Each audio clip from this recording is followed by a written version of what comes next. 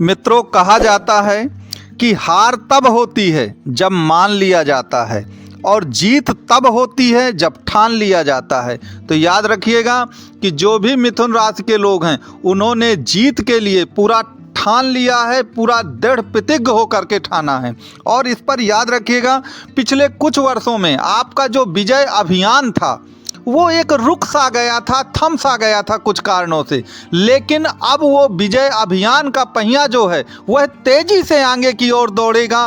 कैसे दौड़ेगा, किस प्रकार से दौड़ेगा, कितना दौड़ेगा, आज सब कुछ इस वीडियो में मैं आपको क्लियर करके बताऊंगा। तो आप वीडियो को लास्ट तक जरूर देखते रहिएगा। मित्रों, जैसा कि आपको मालूम है कि किसी भी व्यक्ति को अगर विजय प्राप्त करना है तो मेहनत तो अपनी जगह है ही, लेकिन मेहनत के साथ साथ जब तक समय और भाग्य आपका साथ नहीं देती ना, तो जीवन में कितने ऐसे लोगों को आपने देखा होगा गली चलते हुए आसपास रिश्तेदारों में, जिन्होंने जीवन में जीतोड़ मेहनत की लेकिन समय ने उनका कभी साथ नहीं दिया, भाग्य ने उनको कभी सहयोग नहीं किया, जिसके कारण वो कभी भी आगे नहीं बढ़ पाए हैं। तो जब तक समय और भाग्य का सहयोग नहीं मिलता है, आप चाहे जितनी जीतोड़ मेहनत कर लीजिए, याद रखिएगा जीतोड़ मेहनत करने वालों की कोई कमी नहीं है। पहले भी आपने जीतोड़ मेहनत की होगी, लेकिन उसके बावजूद भी आपका विजय अभियान क्यों नहीं आगे बढ़ पाया? क्योंकि समय और भाग्य आपके साथ नहीं थी। लेकिन अब जा कर के समय और भाग्य जो है वह आपके साथ आ गई है, और जब समय और भाग्य आपके साथ आ जाता है तो याद रखिएगा जीवन के सब काम अपने आप बनते चले जाते हैं। लेकिन यहाँ पर एक प्रिकॉशन रखना बहुत ज़रूरी है कि आपको पीछे की ओर कौन ढकेलता है। आपके विरोधी ढकेलते हैं, आपके दुश्मन ढकेलते हैं, जो आपके विजय अभियान से जलते हैं, चिढ़ते हैं, किसी भी तरह आपके विजय के पहिया को रोक देना चाहते हैं। तो मैं इस वीडियो में अभी आपको बताऊंगा कि वो कौन लोग हो सकते हैं जो आपके विजय अभियान को रोक सकते हैं, उस पर अपनी नज़र लगा सकते हैं। तो आपको उन लोगों से बच के रहना है और उन पर विजय प्राप्त करना है।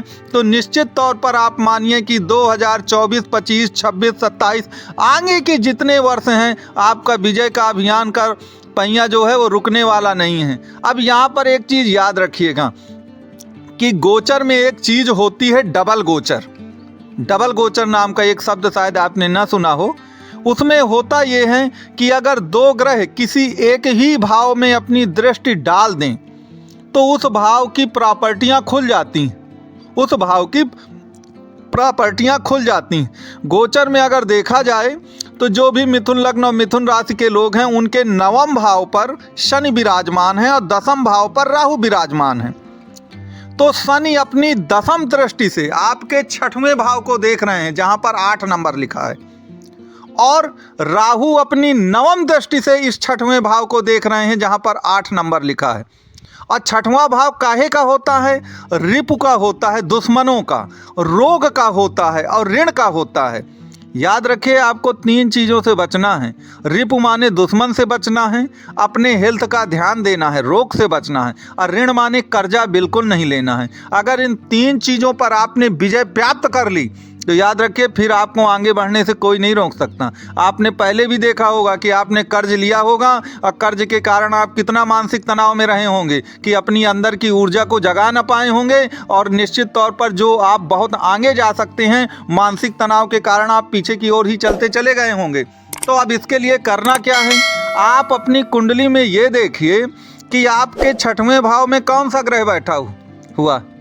अगर छठवें भाव में पापक ग्रह बैठे हैं, शनि हैं, शनि और राहु तो चलिए गोचर में वहाँ चल रहे हैं, लेकिन आप जन्म कुंडली को देखिएगा अपने कि अगर आपकी जन्म कुंडली में शनि अगर बैठे हैं छठवें भाव में, राहु बैठे हैं, मंगल बैठे हैं या सूर्य बैठे हैं, तो आपको कोई दिक्कत नहीं होगी, आपका विजय का पथ चलता ही रहेगा। मैं जन्म कुंडली की बात कर रहा हूँ, गोचर की बात नहीं कर रहा हूँ यहाँ पर, ये चीज़ ध्यान दीजिएगा। तो अगर शनि, राहु, सूर्य और मंगल बैठे हैं आपके छठवें भाव पर जहां पर 8 नंबर लिखा है, तो याद रखिए आपके लिए सब कुछ बढ़िया ही बढ़िया है, कोई दिक्कत नहीं है। अब आप कमेंट करके बताइएगा मुझको कि वास्तव में मेरा व्हाट्सएप का नंबर भी दिया गया है कि कितने लोगों के इस भाव पर शनि, राहु या मंगल या सूर्य बैठे हैं। लेकिन अगर मान लीजिए ये ग्रह नहीं बैठे हैं, कहीं आपकी कुंडली में शुक्र है, बुध है, चंद्रमा है, या आपका कुल मिला के बृहस्पति बैठा है इस भाव में, तो फिर आपको सचेत हो जाना चाहिए। मैं एक उदाहरण देकर बताता हूँ आपको। मान लीजिए चंद्रमा इस भाव पर बैठा है, 6वें भाव पर, तो पहले तो वो नीच का हो जाएगा आपके वृश्चिक राशि में। दूसरा, चंद्रमा आपके द्वितीय भाव का स्वामी है, तो द्वितीय भाव में क्या प्रॉपर्टी होती है? द्वितीय भाव आपके कुटुंबियों का है, और कुटुंबियों का जो स्वामी है वह दुश्मन के भाव पर 6वें भाव पर आ गया है। तो याद रखिए, कुटुंबी आपके सबसे बड़े दुश्मन होंगे, जो आपके विजय के पथ को रोक देंगे, रोकने की कोशिश करेंगे। तो आपको कुटुंबियों से बच करके रहना पड़ेगा, आपको उन पर नज़र बनाए रखना पड़ेगा, तभी जा करके आपका विजय का अभियान पूरा होगा और जो आप चाहते हैं वो आपको प्राप्त होगा। ये चीज़ को ध्यान दीजिएगा। दूसरे नंबर पे मान लीजिए यहाँ पर आपके शुक्रदेव बैठ जाते हैं। अब देखिए, शुक्रदेव आपके 12वें भाव के स्वामी हैं, तो नुकसान के भाव का, और इसके सिवा शुक्रदेव आपके 5म भाव के भी स्वामी हैं। तो देखिए, 5म भाव प्रेम संबंधों का है और 12वां भाव अपव्यय का और काम सुख का होता है। तो याद रखिएगा, कोई महिला आपकी दुश्मन निकलेगी तो आपको बिल्कुल सतर्क रहना है, वरना याद रखिए महिलाओं के चक्कर में आप अपना जीवन खराब करेंगे। इस चीज़ को ध्यान दीजिएगा। तो आपको इस चीज़ को ध्यान देना है कि कहीं महिलाओं के चक्कर में आपका जीवन न समाप्त हो जाए, खराब ना हो जाए, और जो आप पाना चाहते हैं, जो उपलब्धि आपको मिलना चाहिए, वो उपलब्धि से आप वंचित न रह जाएं। इस चीज़ को ध्यान दीजिएगा। मान लीजिएगा कि अगर आपके इस भाव पे कभी गुरु महाराज बैठ जाते हैं, तो गुरु महाराज आपके 10वें भाव के स्वामी हैं, जहां राहु इस समय गोचर में विराजमान। तो 10वां भाव जॉब और प्रोफेशन का है।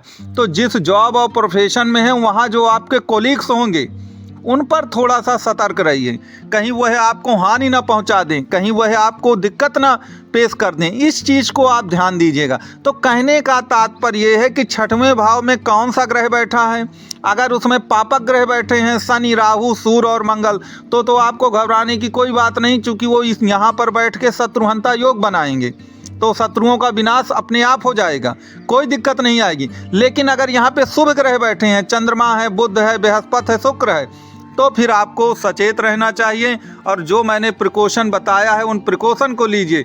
आप मुझे कमेंट बॉक्स में ज़रूर बताइएगा कि आपके कौन से ग्रह बैठे हैं। अब कुंडली का कोई विश्लेषण आप कराना चाहें तो नंबर ये दिया गया है, इस नंबर पे आप कांटेक्ट कर सकते हैं।